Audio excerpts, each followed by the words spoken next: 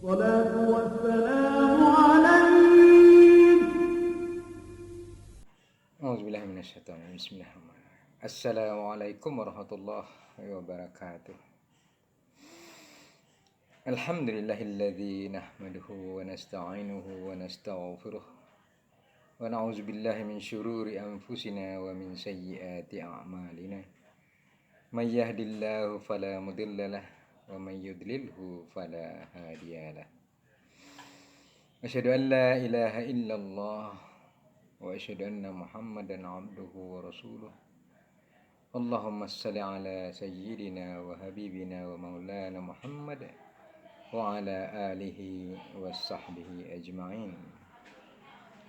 Rabbi shrah li sadri wa yassir li amri wa hlul 'uqdatam min lisani yafqahu qawli. Amma ba'du. Saya ini hanya dosen fisika. Ya. Saya bukan ahli politik dan tidak pula berkecimpung dalam bidang politik praktis. Ya, minta maaf dulu sebelumnya ya. Pengetahuan saya di bidang politik saya dapat dari guru-guru saya aja gitu. Ya, guru ngaji maksudnya itu ya. Karena saya harus memberikan tanggapan dan pandangan tentang berdirinya kembali Masyumi itu sebagai partai ya. Ya, saya coba ya, dan mohon maaf sebelumnya bila salah gitu. Karena hal ini sangat sensitif dan mengundang kontroversi. Mohon maaf dulu bila terdapat nanti sesuatu yang menyinggung ya pada pihak-pihak yang tertentu. Ini hanya ranah pendidikan, pembelajaran, edukasi, dakwah, agama dan ilmu pengetahuan gitu. Baiklah. Pendirian atau pengaktifan kembali Masyumi sebagai partai oleh Kiai Haji Ahmad Khalil Ridwan bagi saya adalah sebuah langkah yang berani gitu. Suatu keberanian dan kehebatan karena Partai Masyumi dulu dibubarkan oleh Presiden Soekarno. Apa alasan Soekarno membubarkannya ya enggak usah kita bahas ya. Yang pasti Partai Masyumi itu dulu adalah partai pemenang pemilu 1955 dan mempengaruhi jalannya sidang Dewan Konstituante yang akhirnya juga dibubarkan oleh Soekarno pada 5 Juli 1959. Yang sekarang ini ya kita harapkan Masyumi bisa kembali mempersatukan umat Islam Indonesia ya untuk membuat maju bangsa ini ke depan begitu. Ya. Plafonnya tentu harus kembali kepada plafon partai yang dulu, yakni Islam gitu. Jangan terjebak oleh politik praktis ala Barat ya, yang berasal dari Montesquieu dan Jean-Jacques Rousseau ya, dengan trias politikanya dan demokrasi ala Barat ya, dengan agree to disagree serta suara terbanyak gitu. Nah, haruslah mengarah kepada politik yang benar ya, yakni politik Islam gitu. Pak, Islam ada politik. Wah, ini benar seperti yang dikatakan Tengku Zulkarnain. Mereka belum paham Islam gitu ya. Kita lihat seorang Barat itu yang bernama Bernard Shaw ya, pernah mengatakan begini. Islam is not only a religion, it is a complete civilization. Islam itu bukan hanya agama ritual semata, tapi adalah peri kehidupan yang lengkap. Nah, gitu kata Bernard Shaw. Semua hal diatur dalam Islam, ya, mulai dari urusan masuk WC sampai urusan kepala negara. Nah, tentu saja politik juga diatur gitu. Nah, apakah politik dalam Islam? Kita lihat, politik dalam Islam bukan soal merebut kekuasaan dan mempertahankan kekuasaan ya seperti kata Refli Harun kalau tidak salah ya, soal politik ini. Karena dalam Islam kekuasaan itu nantinya akan ditanya oleh Allah SWT. Firaun aja ditanya, malah dari dunia ini ditanya, diutus Nabi Musa alaihissalam. Dalam Al-Quran disebut, Auzubillahi minasyaitonirrajim, izhab ila fir'auna innahu tagha. Pergilah kepada Firaun, wahai Musa, gitu. Karena sungguhnya ia, Firaun itu, sudah melampaui batas. Gitu. Baik, itu Nabi Musa dengan Firaun. Ya. Oke, kita lihat pula, kalau seandainya politik itu hanya urusan kekuasaan semata, tentu Umar bin Khattab radhiyallahu anhu ia yang akan memimpin duluan gitu. Ya. Ketika tahu orang-orang Ansar membicarakan pemimpin setelah Nabi SAW wafat. Tapi tidak. Ia memanggil Abu Bakar As-Siddiq radhiyallahu anhu dan membayar Abu Bakar As-Siddiq. Ya, yang dirasanya layak memimpin begitu. Gitu. Kalau urusan kekuasaan semata ya, tentu kaum Ansar akan merebut kekuasaan dari tangan Abu Bakar yang Muhajirin. Karena Rasulullah SAW wafat di Madinah, daerah orang-orang Ansar. Tapi tidak, mereka tidak begitu. Mereka patuh dan merasa tidak lebih layak daripada kaum Muhajirin. Gitu. Ya, kepemimpinan diserahkan pada kaum Muhajirin yang diketuai oleh Abu Bakar As-Siddiq radhiyallahu anhu. Jadi politik dalam Islam bukan soal merebut kekuasaan dan mempertahankan kekuasaan, bukan begitu.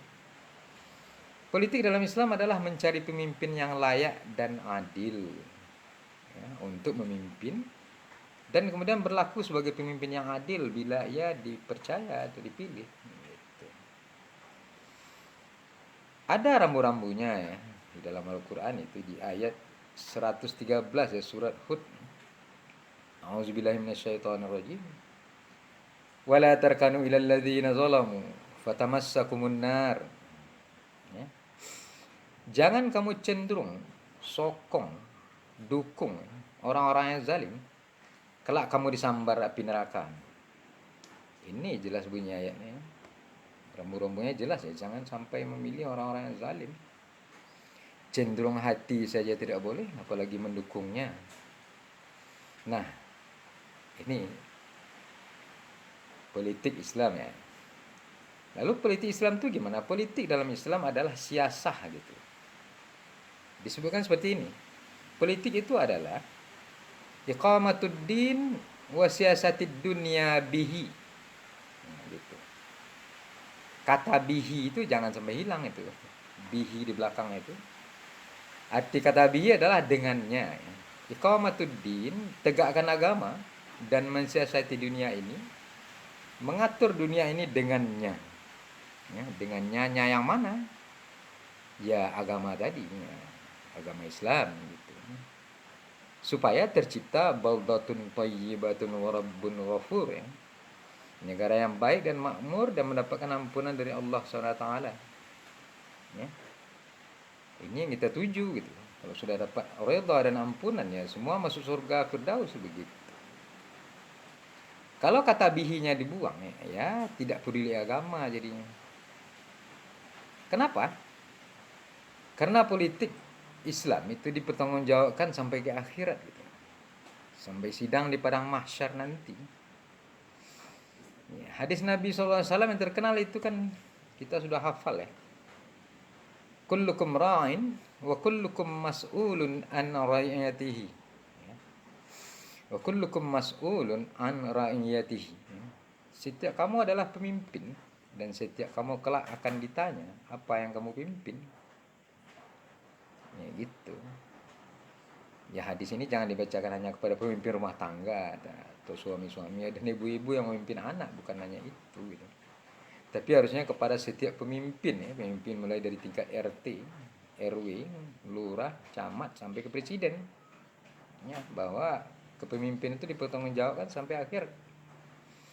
Nah, ini politik dalam Islam ya.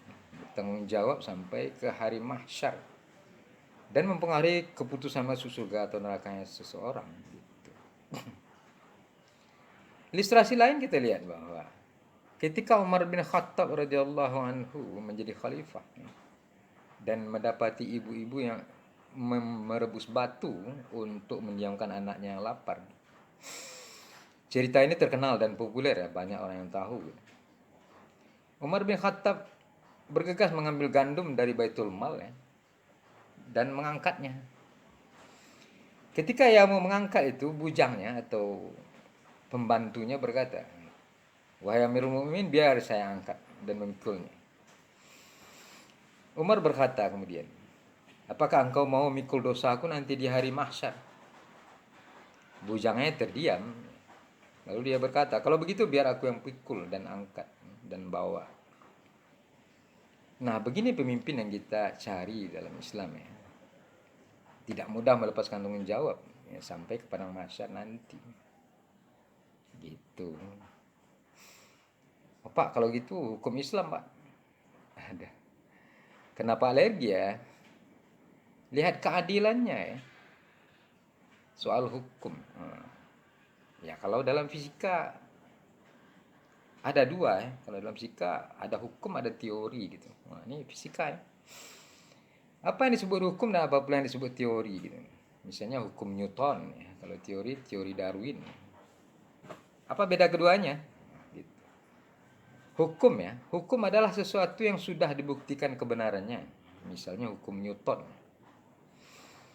Entah itu pula sebabnya Newton adalah orang nomor 2 di dalam buku 100 tokoh setelah Nabi Muhammad SAW yang nomor 1. Ya, kalian cari di toko buku ya, buku 100 tokoh dunia yang paling berpengaruh. Padahal pengarangnya orang Kristen gitu, Michael H. Hart. Tapi meletakkan Nabi Muhammad SAW sebagai orang nomor 1 dunia. Nomor 2-nya Newton. Gitu. Kenapa? Karena semua hukumnya terbukti kebenarannya. Apalagi pada abad ke-20 ini setelah ruang angkasa bisa dijelajahi. Nampak kebenaran hukum Newton di situ. Nah, dalam bahasa Inggris disebut the law of Newton gitu atau Newton's law, bukan Newton's theory atau teori Newton. Kalau teori yang terkenal adalah teori Darwin gitu, atau Darwin's theory yang tidak terbukti kebenarannya, yang mengatakan manusia berasal dari kera. Teori ini banyak salahnya ya, sudah dibuktikan orang. Gitu. Katanya ada rantai yang putus dan segala macam ya. Maka disebut Darwin's theory, bukan Darwin's law. Baik. Nah, hukum yang sudah terbukti kebenarannya itu bagi kita orang Islam ya, adalah hukum Allah SWT. Kata Dr. Zakir Naik, 100% correct scientifically, 100% benar secara sains. Ya, Allah SWT sudah membuat hukum untuk kita yang sesuai untuk manusia dan adil gitu. Masa kita lebih pandai daripada Allah SWT? Tak mungkin lah. A'udzubillahi minasyaitonirrajim. Innal hukmu illa lillah ya. Membuat hukum itu hanya hak Allah saja. Nabi SAW ya, Nabi Muhammad SAW sendiri tidak membuat hukum. Semuanya illa wahyu yuha ya. Semuanya apa yang diwahyukan kepadanya. Tidak ada yang dibuatnya sendiri. Allah SWT yang membuat. Nah, kenapa kita tidak pakai gitu? Apakah kita lebih pandai daripada Allah SWT? Tidak begitu kan? Ya, 270 juta rakyat Indonesia gitu. 80%-nya beragama Islam. Ya wajar NKRI yang kita ingini sebagai harga mati itu bersyariah gitu. Ya. Lalu 20% lagi ya pakai hukum sivil atau hukum yang dia suka gitu. Soal keadilan ya, tidak usah disebut ya, tidak usah sebut semua hukum Islam ya. Kita ambil salah satu saja contoh. Ya, coba kalau para koruptor ya, para koruptor yang membuat semua orang marah gitu dan geli-geman melihatnya, koruptor yang menghabiskan uang negara, menghabiskan uang rakyat gitu. Dipotong tangannya coba, bukan di penjara gitu. Karena di penjara dia tidak jera karena uang korupsinya banyak gitu. Dipotong gitu. Ya, kalau korupsinya jutaan, nah dipotong seujung kelingking ini aja nih. Ya. Lalu kalau ratusan juta, 2 buku gitu kan. Nah, kalau miliaran, nah dipotong sampai 1 gitu. Nah, kalau ratusan miliar itu sampai pergelangan sini ya dipotongnya gitu. Kalau triliunan, nah baru sampai sini. Gitu. Kemudian proses penegakan hukum itu, law enforcement-nya, disiarkan di TV, jadi semua orang melihat. Gitu. Akibatnya orang lain tidak berani lagi korupsi, bisa kaya Indonesia Raya ini. Rakyat jadi makmur dan maju gitu. Jangan dilihat hukum potong tangannya itu, tapi lihat apa akibat dari diberlakukannya hukum itu. Indonesia bisa kaya ya. Rakyat Indonesia makmur, semua orang jadi kaya ya, seperti zaman Omar bin Abdul Aziz dulu. Ya, begitu. Dan hukum itu tidak sembarang main potong pula ya. Harus ada bukti yang kuat ya, dan terbukti gitu. Ya, tidak terbukti ya tidak dipotong. Ya, contohnya saja begini dalam hukum Islam ya, seperti kisah Ali bin Abi Thalib radhiyallahu anhu dengan seorang Yahudi ya, yang mencuri baju besi Ali. Ketika Ali bin Abi Thalib radhiyallahu anhu mendapati baju besinya dicuri, seorang Yahudi itu, si Yahudi itu dibawanya mengadu kepada qadhi Islam. Ali mengklaim itu bajunya. Ya. Si Yahudi ya, tidak mengaku ia mencuri. Tapi qadhi bertanya ya kepada Ali, kalau iyalah itu bajumu Ali, ya, apa buktinya? Ya karena baju besi itu banyak yang sama gitu. Ali tidak bisa mengemukakan bukti yang betul ya. Buktinya tidak ada. Lalu dia bilang buktinya tidak ada gitu. Tapi aku tahu itu bajuku yang diambilnya. Nah qadhi berkata kalau begitu tidak bisa. Tidak ada bukti. Nah itu bukan bajumu. Nah, biarkan ia membawanya. Nah karena keputusan qadhi, Ali patuh ya. Tidak ada bukti. Ya. Nah, si Yahudi melihatnya betapa adilnya hukum Islam itu. Baju itu memang dicurinya dari Ali. Apa yang terjadi kemudian? Si Yahudi melihat hebatnya keadilan dalam Islam ya. Kemudian ia berkata, inilah keadilan yang dibawa oleh Muhammad Rasulullah gitu. Saat itu juga ia bersyahadat ya. Kemudian ia berkata, benar ini baju Ali, aku memang mencurinya. Ambillah kembali gitu. Nah Ali menjawab, wahai saudaraku ya, engkau sudah menjadi saudaraku, ambillah olehmu baju itu. Nah terasa ya bagaimana keadilan dan indahnya hukum Islam. Bukan main potong aja gitu, terbukti baru dipotong gitu. Nah, tapi ya itu akibat dari hukum itu membuat orang jera gitu, tidak mau lagi ya, nanti korupsi gitu. Lalu yang bukan Islam gimana? Tidak boleh. Hukum itu hanya untuk orang Islam. Yang bukan Islam diadili dengan hukum sivil atau hukum yang dipilihnya sendiri gitu. Kan tidak adil. Orang Islam kena potong, mereka tidak. Aduh gimana ya? Itulah yang adil gitu. Anda warga negara Indonesia, masa diadili di hukum Amerika? Ya Anda adil dong. Tidak begitu. Nah, dalam sejarah dulu, waktu Nabi Muhammad SAW menghukum Bani Quraizah, Yahudi yang berkhianat, Nabi SAW tidak memakai hukum Islam, tapi dengan hukum Taurat yang mereka percayai, mereka diadili. Begitu. Yang adil adalah orang Islam dengan hukum Islam, orang bukan Islam dengan hukum sivil yang disetujuinya atau hukum lain yang dipilihnya gitu. Lalu kalau tadi hukum kata terbukti kebenarannya, bukti kebenaran hukum Islam gimana? Nah, kita lihat ya. Bukti kebenarannya ya, yang bisa kita simak dari data statistik ya. Ini info yang saya dapat nih, tahun 2000, data kejahatan nih. Tahun 2000. Data kejahatan 24 jam di New York saja ya, bukan Amerika, New York saja. 24 jam di New York saja itu. Itu sama dengan 10 tahun di seluruh Saudi Arabia. Bukan Mekah. Seluruh Saudi Arabia. Anda bayangkan betapa aman dan tenteramnya negeri Indonesia bila hal itu terjadi pada kita. Gitu buktinya. Keadilan hukum Islam gitu. Tapi Pak, orang takut khilafah gitu. Alah ini kenapa alergi ya? Ini karena ketidakmengertian tentang khilafah itu apa ya, seperti kata Tengku Zulkarnain dulu lagi ini. Tidak mengerti Islam gitu. Khilafah itu ajaran Islam ya. Dalam buku fikih Islam yang paling simpel itu karangan Haji Sulaiman Rasyid yang kuning itu, yang banyak dijual di toko buku. Diajarkan ya mulai dari taharah, ya, ibadah, muamalah, munakahah, jinayah dan khilafah. Mengapa alergi dengan itu? Itu kan agama kita. Loh, kita disuruh masuk Islam secara keseluruhan kok. Ya, udah tahu ayat itu kan. Ya ayyuhalladzina amanu dukhulu fis silmi kafah. Wahai orang-orang yang beriman, masuk kamu ke dalam Islam secara keseluruhan ya, bukan setengah-setengah gitu. Bukan hanya ritual dari sholat sampai haji aja, tapi keseluruhan gitu. Ya. Dan jangan mati ya nih, jangan mati.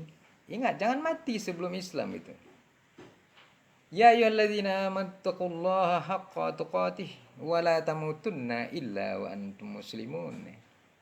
Wahai orang yang beriman, bertakwalah kepada Allah dengan sebenar-benar takwa. Dan jangan kamu mati, tidak boleh mati nih. Kecuali dalam Islam gitu. Ya semuanya jangan mati sebelum masuk Islam secara keseluruhan. Nah, gitu bagus. Khilafah itu ya. Khilafah itu ya seperti Indonesia sekarang ini.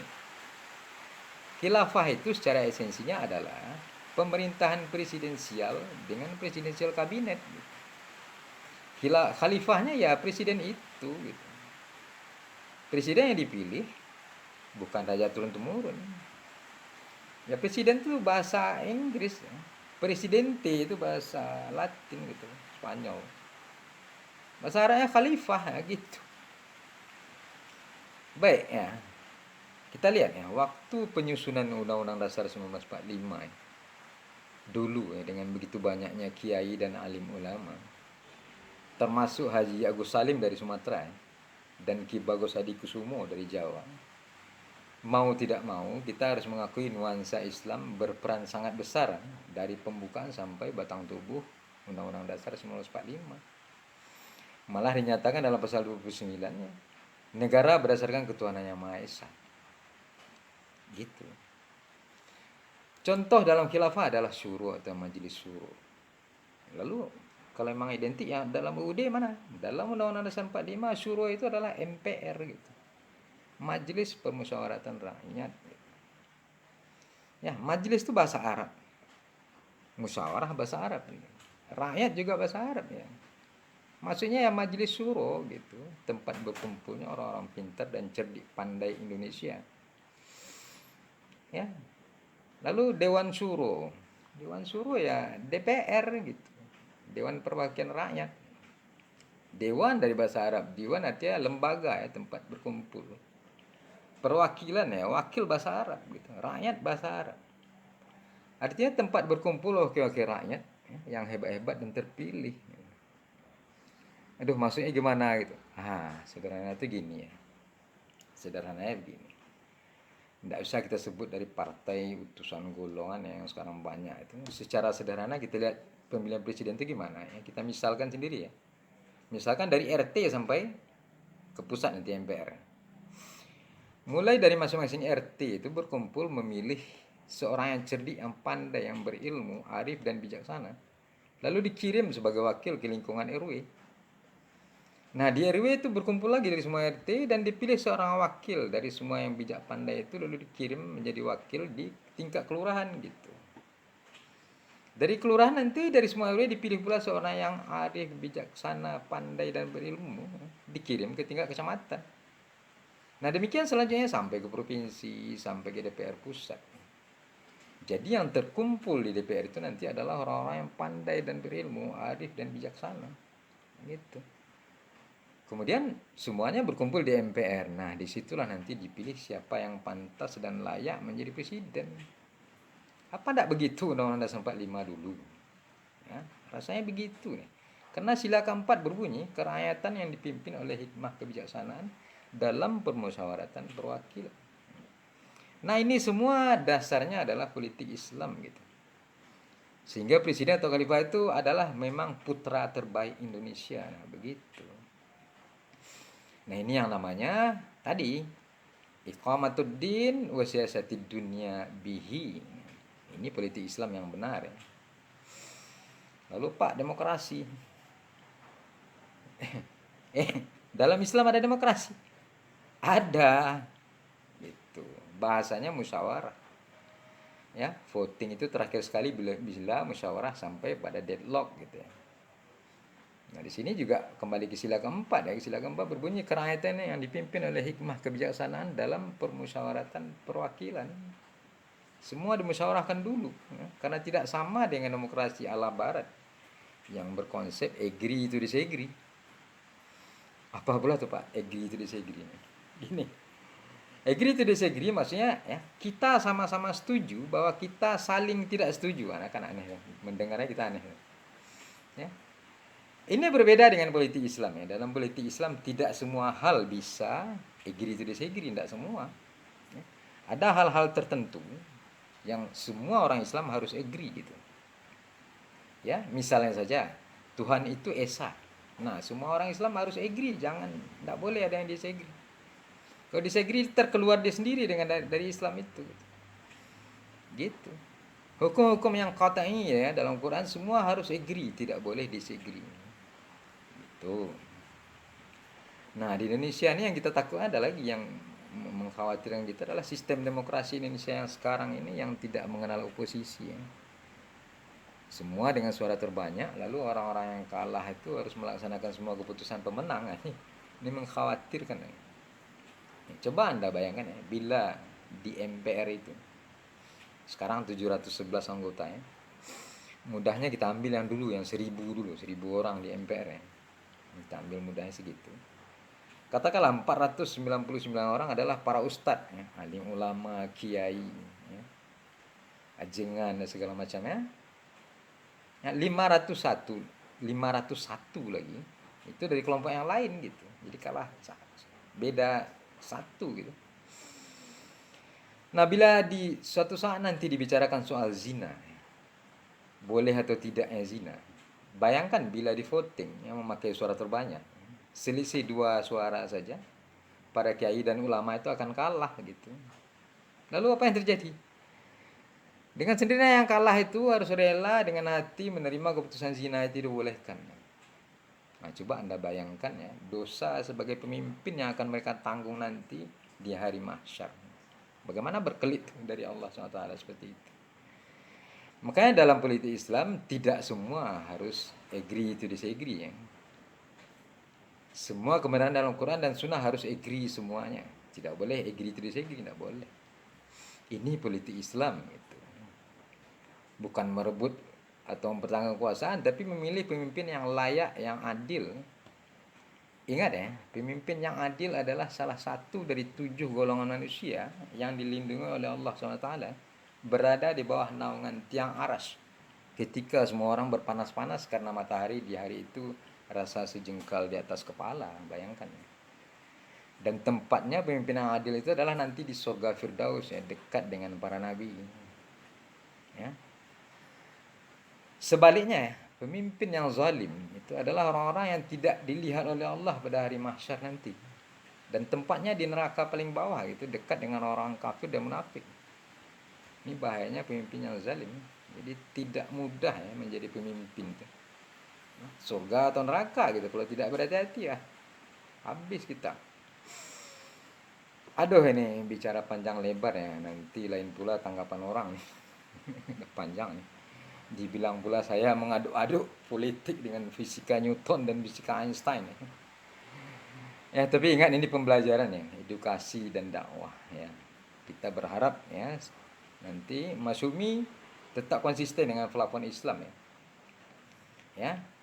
Dan kita berharap pula kita dengan sendiri akan bisa dibawa kepada keadaan ya, yang kita bisa mengamalkan Islam itu secara kafah itu, sehingga kita semua nanti diridai oleh Allah SWT dan dimasukkan dalam surga firdausnya.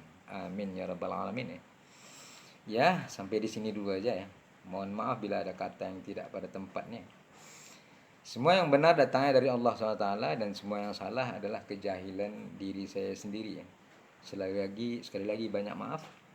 Wabillahil hidayah wat taufik. Ya, wabillahil hidayah wat taufik. Wassalamualaikum warahmatullahi wabarakatuh. يا إمام